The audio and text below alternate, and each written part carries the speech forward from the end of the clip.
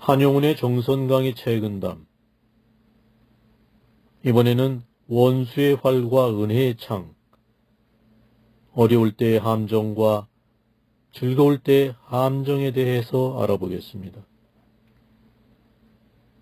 채근담에는 구변진호 잎이 을리지가 난방이요 고시지가미도 낙처지정 난탈이라 라는 말이 있습니다.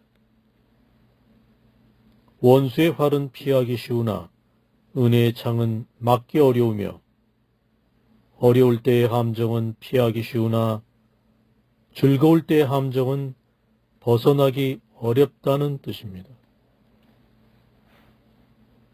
원수는 늘 나에게 해를 가하려고 하므로 그 화살 같은 재앙의 기미를 언제나 신중히 살피게 되어 피하기 쉽지만 은혜 속에 감춰진 창처럼 사람을 해치는 재앙의 기미는 분명하게 눈치채기 어렵기 때문에 방어하기가 어렵다는 것입니다. 원수 옆에 활이 있는 것은 누구나 아는 사실이나 은혜 속에 창이 있다는 것은 무슨 뜻인가? 예컨대 주인이 노비에게 깊은 은혜를 베푸는 것은 종으로 하여금 충성과 근면을 다하게 하기 위해서인데 노비가 그 은혜에 감동하여 충성과 근면을 다하면 알지 못한 사이에 자유의 인권을 잃게 됩니다. 이것은 주인의 은혜 속에 인권을 빼앗는 창이 들어있다는 것이고 장군이 병사에게 큰 상을 주는 것은 그 병사로 하여금 죽음을 무릅쓴 용맹을 다하게 하기 위해서인데 병사가 은혜를 갚기 위해 자신의 행복과 권리를 희생하는 것은 장군의 은혜 속에 생명을 빼앗는 창이 들어있다는 것입니다. 또 사람의 은총을 독차지할 때는 다른 사람의 시기와 질투를 입어 뜻밖의 참화를 당하기 쉬우니 이와 같은 화가 모두 은혜 속에 숨어 있으나 깨닫는 사람이 적기 때문에 은혜 속의 창은 막기 어렵다는 것입니다. 또 고통스러운 함정은 피하기 쉽지만 쾌락의 함정은 벗어나기 어려우니 가난의 고난과 구속의 고통은 다 사람을 괴롭히는 함정과 같지만 사람이 항상 조심하고 피하면 그와 같은 재앙의 함정을 피하기 쉽다. 만약에 부귀 공명과 술과 여색의 쾌락을 즐기는 사람이 한때 욕망에 빠져서 부귀 공명 속에 시기와 다툼을 일으킨 함정이 있고 술과 여색이 있는 곳에는 목숨을 해치는 함정이 있음을 알지 못하면 점점 깊이 빠져들어가 그 재앙에서 벗어나지 못하게 된다. 따라서 사람은 마땅히 다른 사람의 은총을 탐내지 말고 쾌락이 있는 곳에서 더욱 근신해야 한다. 한용운의 정선강의 채근담이었습니다. 한용운의 정선강의 채근담. 오늘은 스스로 울타리를 만들지 말라는 내용입니다. 세상은 하나의 수레바퀴 자국과 같아서 본래 막히고 트이는 곳이 없고 만물은 하나여서 본래 너와 나를 구분하지 않는다. 세상 사람들은 진실에 어둡고 헛된 것을 쫓아서 평탄한 길에 스스로의 장애를 만들어 굴 안에 스스로 울타리를 만드니 참으로 슬픈 일이다. 만경일철 원무지착 개궁통 만몰일체 원무처분 개피하라.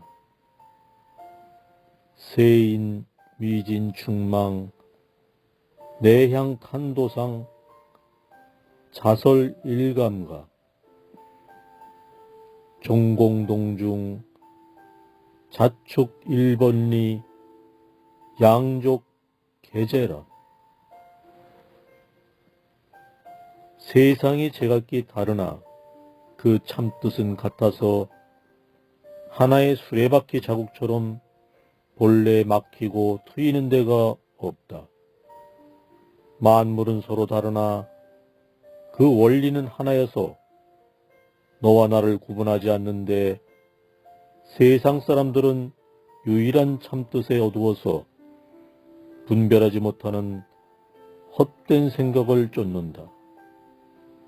평탄한 길에 막히고 통하는 장애를 만들고 하나의 굴 안에서 남과 나를 나누는 울타리를 만드니 참으로 슬픈 일이다. 두 번째는 분별심을 갖지 말라는 내용입니다. 가을 벌레나 봄새가 모두 하늘의 오묘한 작용으로 통하는데 어째서 슬픔과 기쁨을 만드는가? 고목이나 새로 피는 꽃도 삶에 강한 의지를 지니고 있는데 어째서 망령되게 흉하다 예쁘다고 하며 구별하는가? 추충춘조 공창전기 합필랑생비히 노수신화 동함생의 호위망별치연이라. 가을벌레 울음소리와 봄새의 쥐저기는 소리는 모두 하늘의 작용으로 통하는 것이다. 어째서 가을벌레 울음소리를 들으며 슬픔을 느끼고 봄새의 쥐저김을 들으며 기쁨을 느껴서 같은 하늘의 작용인데 기쁨과 슬픔을 구별하는가? 또 고목의 초라함과 새로 피는 꽃의 부드러움이 모두 삶의 의지를 가진 것인데 어떻게 고목을 보면 흉하다 하고 새로 피는 꽃을 보면 아름답다고 생각하며 삶의 의지를 망령되게 구별하는가? 따라서 덕이 높은 사람은 모든 사물을 동일하게 보아서 평등한 영역에 둔다. 한용운의 정선 강의 최근담이었습니다. 한용운의 정선 강의 최근담. 오늘은 사람의 식견에 대해 알아보겠습니다. 검은고나 책, 시, 그림이 덕이 높은 사람에게는 성품과 영혼을 가꾸는 도구지만 보통 사람에게는 한갓 감상거리일 뿐이다. 산천, 구름, 자연은 재능이 있는 사람에게는 그것이 학식의 보탬이 되지만 속인에게는 한낱 구경거리에 불과하다.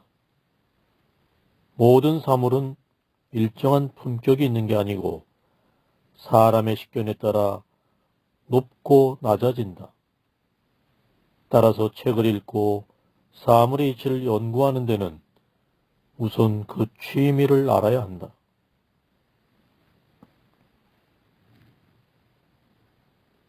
청아한 검은고 음률이나 좋은 책과 시, 빼어난 그림은 우아하고 한적한 멋이 있으니 덕이 높은 사람은 그런 취미를 체득해서 자신의 영혼을 함양한다. 열등한 보통 사람은 그 소리와 형태만을 감상한다. 또 산의 고요함과 강의 흐름, 구름의 형성과 소멸, 사물의 변화는 기이하고 오묘한 이치와 작용을 나타내는 것이다.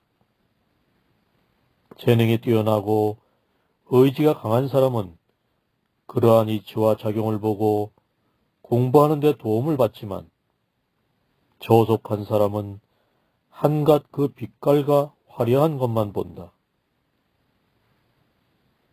검은고, 책, 시, 그림은 누구에게나 같으나 덕이 높은 사람은 성품과 영혼을 기르는 도구로 삼고 열등한 보통 사람은 단지 그 겉모습을 보고 물침이한 오락의 도구로 여긴다. 산천, 구름, 사물은 다 같은 것이지만 덕이 높은 사람은 그것을 공부하는 전연의 교과서로 알고 저속한 사람은 그 화려함만 보며 혼이 없는 구경거리로만 여긴다. 이런 관점에서 보면 사물에는 일정한 품격이 없고 다만 사람의 식견에 따라 높고 낮음의 차이가 생기게 되니 따라서 책을 읽고 이치를 연구하려면 그 참된 취미를 깨달아 얻는 것을 최선의 공부로 삼아야 한다. 금서시화, 달사이지 양성령, 이용부도 성기적상, 산천운무료, 고인이지 조학식, 이속지도 완기광화, 가견사물 무정품이요. 수인식견, 이위고하, 고독서국리, 요의식취위선이라. 한영훈의 정선강이 최근담이었습니다.